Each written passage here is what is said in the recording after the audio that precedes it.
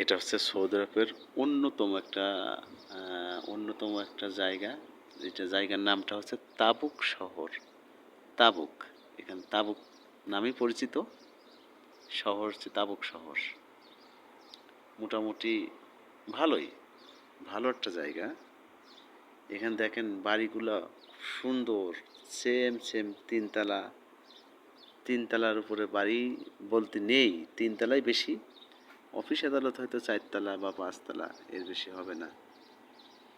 এখান থেকে জর্ডান শহরে, এখান থেকে জর্ডানে বর্ডার যাইতে মনে হচ্ছে আমার সম্ভবত জানা মতে আপনার 2 থেকে 3 ঘন্টা লাগতে পারে।